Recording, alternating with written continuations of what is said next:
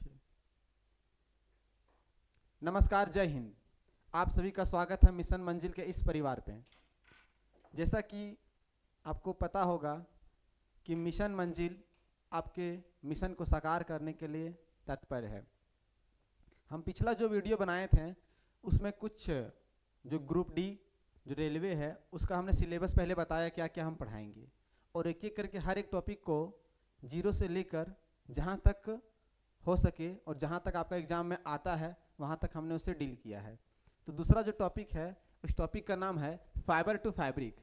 ऐसा लग रहा होगा कि सर ये सब तो टॉपिक कभी सुने ही नहीं है, बचपन की यादें हैं, करते हैं ताज़ा इसको, है ना। नहीं सुने हैं तो सुन लेंगे अभी हम, ठीक है। यहाँ से सवाल आता ही आता है, बहुत ही बेसिक और मॉडरेट सवाल यहाँ से आता है, लेकिन आपको ये जानना बहुत ज़रूरी है। हो सकता है कि कुछ आपको आज नया पता चले यहाँ पे।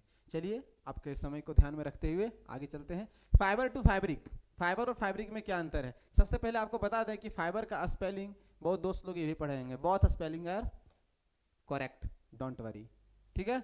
चलिए, रेशा या तो तंतु से वस्त्र तक, हम लोग जो कपड़ा पहनते हैं, हम जो ये कपड़ा पहने हुए हैं, ये जो वस्त्र बना है फैब्रिक, ये छोटे छोटे धागे से मिलके बना हुआ है।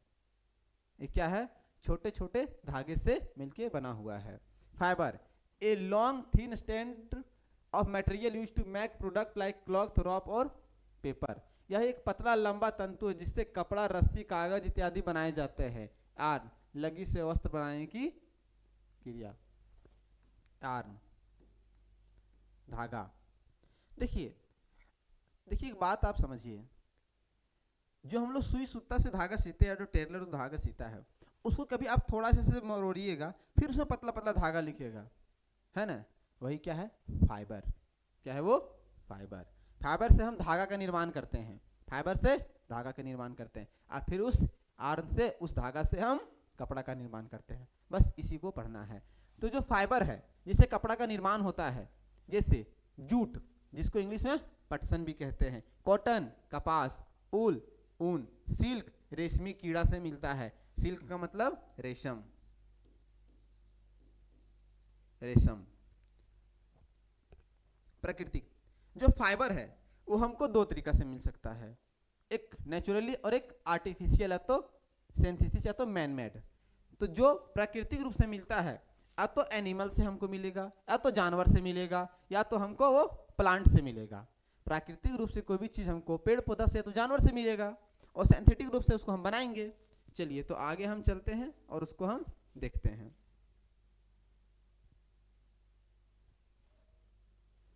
नेचुरल फाइबर जो हमको प्लांट बेस्ड मतलब प्लांट से मिलता है, flax, jute, cotton, coconut, hemp, इसको हेम्प को भांग कहते हैं, भांग। कोकोनट नारियल, फ्लैक्स इसको बोलते हैं तीसी, फ्लैक्स को फ्लैक्स भी बोलते हैं। जो तीसी का जो तेल होता है फ्लैक्स सीड से निकाला जाता है, जिसको लिनसीड भी बोलते हैं, लिनसीड, लिनसीड, तीसी, तीसी। और लिनसीड ऑयल जो होता है उसको तीसी का तेल बोलते हैं, तीसी का तेल, इसको अलसी भी बोलते हैं। अब आर्टिफिशियल जो प्राकृतिक रूप से ना मिलके हम उसको बनाते हैं, या तो सिंथेटिक या तो मैन मेड फाइबर, कृत्रिम तंतु, जैसे रेयन, एक्रेलिक, नायलॉन, पॉलिस्टर, ये सब। जो फ्लैक्स होता है वो बहुत ज़्यादा मजबूत होता है कॉटन से, ठीक है ना। आप लोग लिनन कपड़ा का नाम सुने होंगे, लिनन, है ना, लिनन। और नहीं सुने होंगे, नहीं देखे होंगे तो आज आपको बता देते हैं। जिसके जिसके यहाँ पे इलेक्ट्रिक आयरन है उसमें देखिएगा सिल्क मिनिमम हीट पे रहता है और मैक्सिमम हीट पे लिनन रहता है, घुमाते हैं उसको। तो जो लिनन का कपड़ा होता है ना वो मैक्सिमम हीट को ना सस्टेन कर सकता है, बर्दाश्त कर सकता है। लिनन का कपड़ा पे आयरन जल्दी नहीं लेता है, क्योंकि वो उस पर आयरन जब करते हैं तो क्रीच बनता नहीं है जिसको बोलते हैं, क्योंकि वो ज़्यादा स्ट्रॉन्ग होता है, ज़्यादा हीट को सह पाता है। इसलिए मैक्सिमम हीट पे लिनन कपड़ा को आयरन करते हैं और मिनिमम पे हम कॉटन, पॉलिस्टर, रेयन ये सब को आयरन करते हैं। यूज फॉर पेपर रॉप, रस्सी बनाने में भी इसका इस्तेमाल करते हैं, पेपर बनाने में भी इसका इस्तेमाल करते हैं। चलिए हम आगे चलते हैं।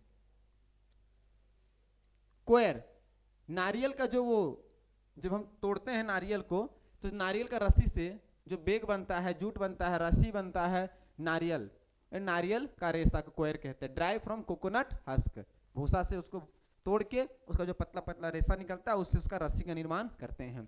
रॉप बनाने के लिए, चटाई बनाने के लिए, ब्रश बनाने के लिए एटसेट्रा।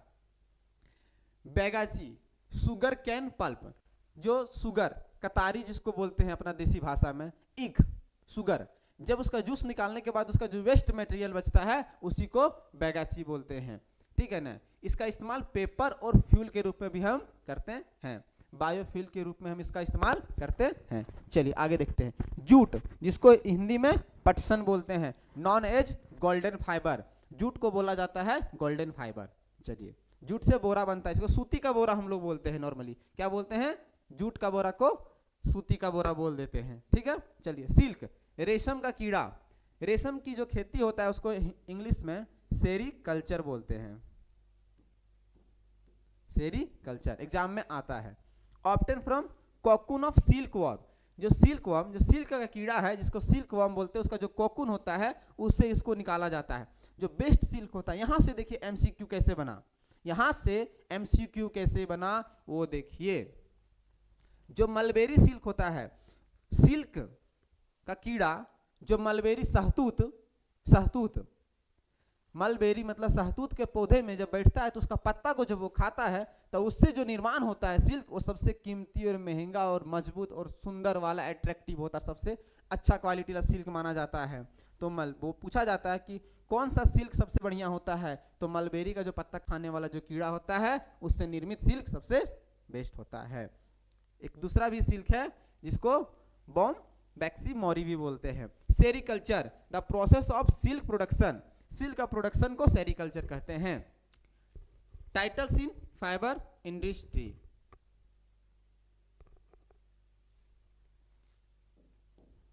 ये कुछ मिस्टेक से गलती से टाइप हो गया है। क्वीन ऑफ फाइबर, रेशों की रानी सिल्क, तो king of fibre cotton. Silk formation by saliva of silk worm, देखिए यहां से तीन चीज पता चला कि बढ़िया सिल्क मलबेरी वाला, कोकून से उसका निकालते हैं, गर्म पानी में करके खींच देते हैं उसका धागा को, बड़ा बेरहमी से उसको निकाला जाता है। तो मेरे दोस्तों आप सभी से रिक्वेस्ट है कि सिल्क का कपड़ा को ज़्यादा से ज़्यादा अवॉइड करें, क्योंकि आपके सिल्क का कपड़ा को बनाने के लिए जो सिल्क का कीड़ा है उसको अपना जान देना पड़ता है। ठीक है, गर्म पानी में डाल करके उसका कीड़ा को निकाल दिया जाता है और फिर उससे धागा निर्माण किया जाता है, सिर्फ आपकी पसंद के पूरा करने के लिए। ठीक है। चलिए, सिल्क फॉर्मेशन बाय सलाइवा, जो सिल्क वॉर्म होता है अपना जो सलाइवा होता है उससे वो धागा को बनाता है। प्रोसेसिंग ऑफ उल, 4 स्टेप, जो भेड़ होता है उसका जो ऊन निकाला जाता है, उल मतलब ऊन, उसका 4 स्टेप में। सीरिंग उसको बोलते हैं, कतरना। ठीक है ना। रिमूवल फ्लीस फ्रॉम सीप, सीप का जो बाल होता है उसको मशीन के द्वारा निकाल लिया जाता है। क्या सर इसको दर्द नहीं होता है? हाँ होता है ना, बहुत कम दर्द, लेकिन अगर उसको नहीं निकालेंगे तो उसका शरीर इतना भारी हो जाएगा कि वो चल नहीं पाएगा। ठीक है, बहुत ज्यादा गंदा भी पकड़ लेता है। ठीक है। गर्मी के दिन में निकाला जाता है क्योंकि वो ठंडक से बचाता है, तो गर्मी के दिन में निकाल लेंगे तो फिर उसको आराम से वो कोई दिक्कत नहीं होगा।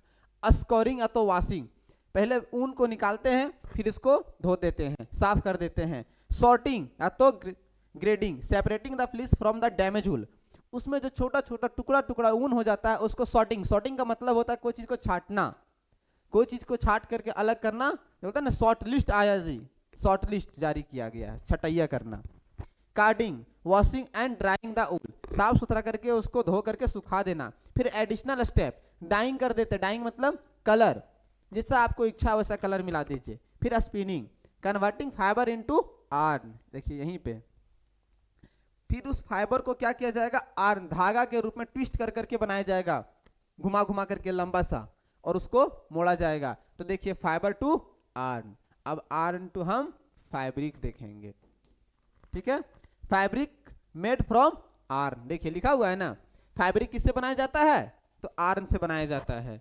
उसके बाद हम इसका बुनाई करेंगे, निटिंग और वीविंग। दोनों लगभग एक ही है, बस थोड़ा सा अंतर है। दो धागा को ऐसे लेंगे और कांटा के थ्रू बुनेंगे, उसको वीविंग कहते हैं, और ऐसे ऐसे करके ऐसे ऐसे वीविंग कहते हैं, और उसको निटिंग कहते हैं, ठीक है ना, और इसको वीविंग कहते हैं। देखिए यहाँ पे नहीं है इमेज, देखिए ये वाला वीविंग हुआ आपका। Process from cotton to fabric. Cotton से फैब्रिक कैसे बनाते हैं? कॉटन बॉल को पहले गिनिंग किया जाता है, तो उससे फाइबर निकाला जाता है, फिर उस फाइबर को स्पिनिंग करके आर्न बनाया जाता है, फिर आर्न को वो क्या करते हैं हम लोग, वही किटिंग या तो वीविंग करके फैब्रिक बनाते हैं। कॉटन बॉल, एक कॉटन का जो होता है उसको बॉल बनाते हैं, उसको गिनिंग करते हैं, फिर उससे पतला पतला धागा करके बना करके लंबा सा आर्न बनाते हैं, स्पिनिंग करके उसको लपेट के रख लेते हैं। ठीक है, चलिए छोटा सा टॉपिक है पर बेहतरीन जानकारी, छोटा छोटी बातें आपको पता चलेगी यहाँ पे। चलिए एक और जानकारी है, सेपरेटिंग ऑफ सब्सटेंसेस। अच्छा ये नहीं, कल का टॉपिक है, नेक्स्ट वीडियो में आपको हम बताएंगे कि सेपरेटिंग ऑफ सब्सटेंसेस क्या होता है। तब तक के लिए अपना आप ख्याल रखिए, और इसी के साथ इस टॉपिक को हम अंत करते हैं। नेक्स्ट जो टॉपिक है आपका सेपरेटिंग ऑफ सब्सटेंस है। तब तक अपना ख्याल रखिए। जय हिंद, जय भारत, अपना ख्याल रखिए। नेक्स्ट वीडियो में मिलते हैं।